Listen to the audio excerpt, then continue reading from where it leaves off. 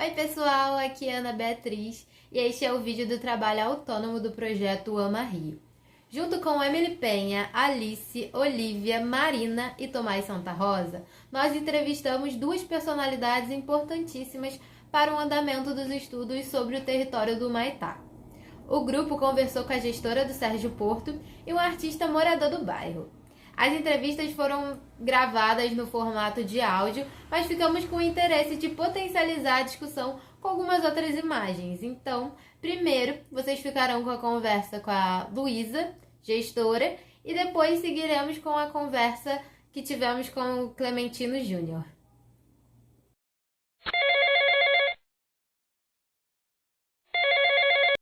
A primeira pergunta é, eu queria que você falasse um pouco sobre o Sérgio Porto mesmo, se tem algum momento marcante do seu tempo que você passou até aqui, quanto tempo você está, coisas básicas mesmo de como é trabalhar aqui, o processo, se você gosta, se é muito corrido, sabe? Essas coisas mais. Então, o Sérgio Porto é um equipamento municipal que já existe há 39 anos, na verdade vai fazer 40 anos de existência esse ano, 2023, e sempre foi um espaço marcado por acolher discussões, pautas relevantes, revolucionárias, questionadoras. Então é um espaço de experimentação, né? É marcado por isso, né? De ser um espaço de experimentação. Para mim está sendo uma honra fazer a gestão desse espaço. Eu estou aqui um pouquinho mais de um ano e está sendo muito interessante repensar também as relações do espaço com o entorno, receber artistas, enfim, que já são consagrados, mas também novos artistas, novos dramaturgos, projetos que de alguma maneira tragam uma inovação para a cena brasileira, né, para a cena carioca.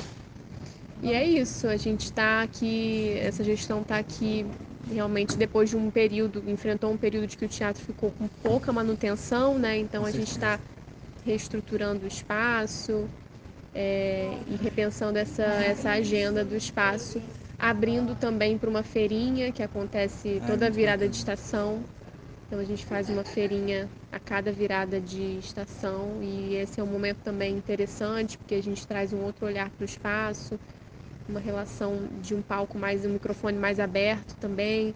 Ao mesmo tempo, tradicionalmente já acontece o CEP 20.000, que é um espaço de experimentação poética, já rola há 32 anos aqui e a gente firmou essa parceria novamente com eles para esse ano. Eu acho que é isso, é um diálogo mesmo. Entre a população e o teatro, né? Isso. Falando um pouco mais especificamente sobre o projeto, como você acha que a arte pode ser um instrumento especificamente para questões ambientais? Acho que tem um pouco a ver, né, com isso que você falou do território, da população, mas tem algo mais específico, como intervenções, seja visuais ou seja performances, que você acha que pode impactar diretamente, assim, nessa questão do meio ambiente? Olha, eu acho que a gente tem muitos desafios no nosso entorno. Acho que poderia ser interessante começar pesquisando sobre a memória do nosso entorno, sobre, será que passava algum rio? Será que passava? Será que tinha comunidades que houve essa questão da remoção, né? Que aqui na Macia do Sobrinho, por exemplo, tinha uma comunidade que teve uma remoção. Se eu não me engano, foi na década de 60. Acho que é no Morro da Saudade, né? A gente trabalhou isso no último encontro. Exato. Então, acho que é legal pesquisar sobre o que tinha antes, né? Que foi desaparecendo por interesses variados. E em que contexto a gente está agora, né? De uma rua, Humaitá, abarrotada de carros, com pouco privilégio para os pedestres e ciclistas, que é uma questão que a gente sempre comenta aqui. E entender que sim, aqui pode ser um lugar de discussão. A gente pode abrir esse espaço para a própria população que vive aqui no entorno se sentir acolhida em trazer questões, em levantar demandas para o nosso território e se fortalecer, né? Então acho que a gente fortalece, a gente trazendo propostas de intervenções, mas escutando também o entorno, a gente se fortalece. Sim. Então acho que é legal fazer esse levantamento, né, de quais são as questões. Eu não sei se você mora aqui em volta. Você Eu mora. morava literalmente aqui em frente, no Portão Branco. Mas aí eu me mudei pra Praia de Botafogo, mas eu vou continuar frequentando com certeza. Sim. Sim. Mas então acho que é importante ter essa relação entre memória, atualidade, né? Pensando essa memória como algo que ainda de alguma maneira permanece na história do território e que pode trazer questões para a gente bastante relevantes, estruturalmente falando, né? E a atualidade, o que a gente tem hoje, qual é a relação que se tem hoje, por exemplo, com as iniciativas que o próprio bairro já promove. Sim. Então a gente fez um levantamento. Essa inter-relação. Né? Exatamente, a gente fez um levantamento há um tempo, né, sobre quais iniciativas. Tem o Parque do Martelo, que faz um trabalho bastante interessante, que é um parque cuidado pela Associação de Moradores. Não sabia. Sim, é aqui perto, na Miguel Pereira. Então, o Parque do Martelo tem diversas iniciativas, tem compostagem, é um parque que tem ações também de oficinas, de reciclagem, recebe material para ser reutilizado, para ser reciclado. É um ponto de coleta de material, é bem pertinho aqui. Nossa, muito bem. Então, acho que é legal fazer esse mapeamento, tá? A gente tem o ciclo orgânico, que um dos fundadores do ciclo orgânico foi aqui do Maitá, não sei se ele ainda mora aqui, mas eles circulam aqui por Maitá, Botafogo, já se expandiu para quase a Zona Sul, quase toda, que eles recolhem o lixo orgânico das casas, de bicicleta, né? e a compostagem é feita no Parque do Martelo. Então, acho que é interessante pensar, né, quais já são as pessoas que estão nessa luta, levantando essas causas, e a gente poder não só acolher a discussão, como fortalecer. Compor, né? Compor, exatamente. Compor. E a gente fortalecendo, eu acho que a gente pode sim pensar num espaço ideal para concretizar, digamos assim, materializar, Sim. na verdade, alguma coisa que traga, enfim, reflexões, que desperte para esse debate que é tão fundamental, né? Agora, como um desafio, assim, eu fiquei curioso e faz parte também da entrevista, ligado agora com a arte, qual você acha que poderia ser uma performance, uma ideia de uma apresentação, um teatro, poesia, em algum lugar aqui desse equipamento? Qual seria essa proposta, se você tem alguma ideia que pode acrescentar pra gente, seja teatro, dança, enfim, em algum lugar, ou aqui no entorno ou aqui dentro do teatro, se você pensa em alguma coisa. Olha, tem. Assim, não pensei concretamente em nada. Aproveitar que a Rua Maitá tem um movimento, um fluxo muito grande, talvez pensar numa intervenção, numa performance para a Rua Maitá, né, daquele término da ciclovia, por exemplo, Tem aquele o próprio sinal que sinal demora. que ninguém consegue atravessar. Ninguém. Então, acho que nesse sentido mais de mexer um pouco com as estruturas, no sentido do que se privilegia ou não, acho que pode ser interessante fazer alguma performance na Rua Maitá.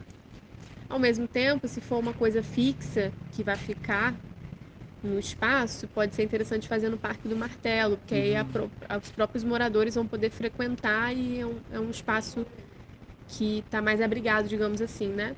Sim. Agora, eu acho que a gente pode pirar em várias coisas em né? relação a, sei lá, ouvir as palavras que vocês falaram hoje aqui na oficina, né? Calor, pensar tipo em como medir ali o que tá saindo, a temperatura que está saindo do asfalto, pensar, enfim, se tem como perceber a poluição, tanto sonora em termos de decibéis, né? Não sei, quanto a poluição atmosférica. Não sei, chamar atenção para alguns dados e não sei como levantar esses dados, mas eu acho que é possível. E a partir disso pensar em alguma intervenção. Para além disso, se for no teatro, aqui mesmo, a gente tem aqui a entrada, que é um lugar que pega muito sol na parte da tarde, Tem até um relógio pátio. solar, não tem uma coisa. Não sei o que Não, parece. cê... não tem. Aquela logo que fica em cima. Ah, tá. Às vezes me lembra um relógio solar, nem sei. Interessante. Então, fiquei pensando em alguma coisa relacionada ao sol também. É um espaço que pega muito sol aqui, o pátio. E aí, de repente, pensar em alguma coisa que seja de energia solar, que proporcione algum momento, um espaço de lazer, um espaço que as pessoas possam vir, não sei, se alguma coisa de planta, sabe? Não sei, aqui na frente, pensando o Porto em si, tem a frente aqui, que tem um espaço interessante e que chama mais atenção também, e tem a garagem, que aí já não dá pra ver da rua, porque tem um muro, mas que pode ser interessante também. Tirando isso, tem o telhado, né? Não Sim. sei. Aí já Tem é muita uma coisa outra pra pensar, viagem. né? Sim. Muitos lugares. A gente vai chegar em alguma conclusão, tenho certeza. Mas é isso, obrigado, viu, Luísa? Obrigado por estar cuidando do equipamento. A gente é muito feliz de estar participando. Obrigado por ter participado da entrevista também. Nada, é um prazer, está sendo um prazer.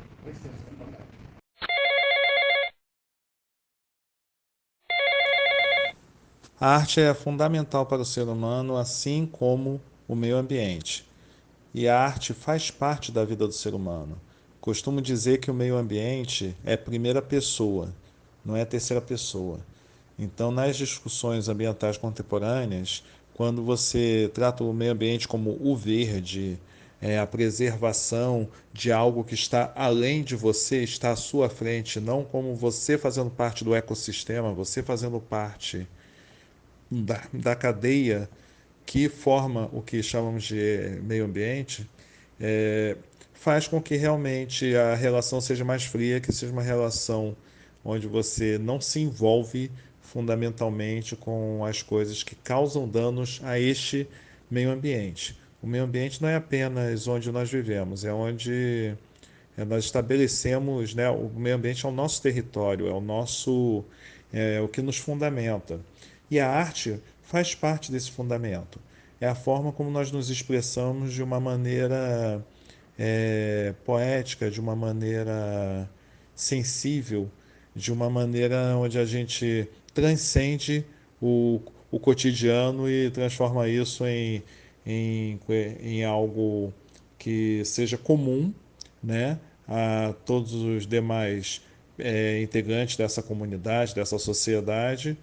E então é como compartilhar a semente, é como compartilhar o fruto, é como compartilhar as práticas que fazem a sociedade se entender como sociedade, a comunidade se entender como comunidade, como um grupo, uma tribo se entender como tal.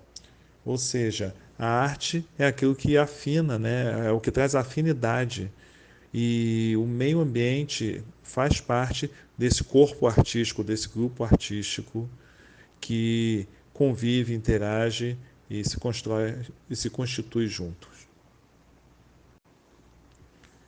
Recentemente eu concluí uma tese que envolve pensar o cinema como uma ferramenta para a emersão de uma pedagogia no caso de atingidos por crimes ambientais.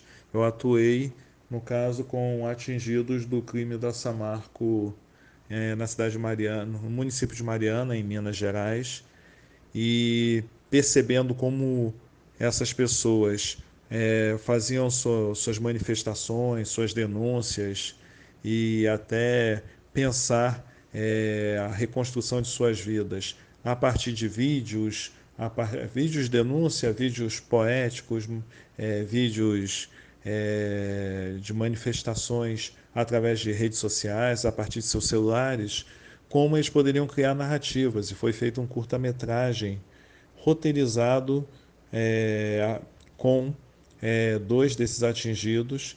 E esse filme já foi exibido em um festival de cinema ambiental e em breve vamos disponibilizá-lo online para que outras pessoas possam comentar, compartilhar, mesmo sendo um vídeo bem poético, ou de uma linguagem não, um pouco mais rebuscada, mas ao mesmo tempo algo que vem feito e pensado por essas pessoas. Eu apenas executei algo que foi discutido, foi proposto por essas pessoas para se transformar num vídeo poético. Então, há espaço para a arte debater o meio ambiente. No caso, a sétima arte, o cinema, mas poderia ser feito a partir de tantas outras, porque o cinema é uma arte interdisciplinar. Então, há espaço para pensar isso na literatura, há espaço para pensar isso na música, e muito vem sendo feito nessas outras linguagens artísticas para conscientizar, denunciar, para refletir sobre as questões do meio ambiente. Então, sim, a arte é uma ferramenta muito eficaz para pensar o meio ambiente, sem fórmulas, apenas num diálogo que faz as pessoas que estão envolvidas em vulnerabilidade socioambiental se pensarem também como autoras e autores de suas narrativas e como artistas também. Aproveitar equipamentos públicos como o Espaço Cultural Sérgio Porto, escolas municipais, os espaços dos CIEPs e tantos outros. Utilizar de uma forma geral, né, as praças, os equipamentos públicos municipais dos bairros, inclusive aqui do Maitá, poderiam se propor rodas de conversa, trocas de experiência, rodas de saberes, onde essas expressões criam um fórum de debate permanente que não se resume apenas a discutir a questão do lixo, não se resume apenas a discutir a sustentabilidade, porque a sustentabilidade, de alguma maneira, propõe uma nova indústria, e propondo uma nova indústria, não se pensa como se reduzir ou se fazer um consumo consciente de maneira a não causar danos. Então, tudo o que acontece de crime ambiental é oriundo do excesso de consumo. Enquanto o consumo ainda provocar práticas predatórias,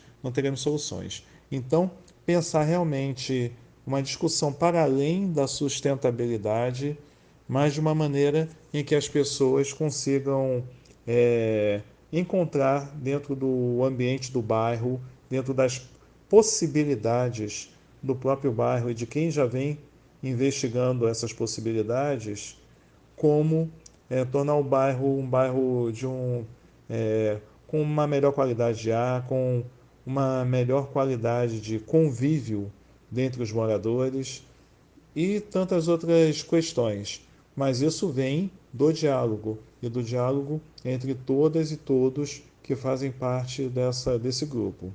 E, lógico, abrindo esse espaço para enxergar isso de uma maneira artística, que é sempre válido.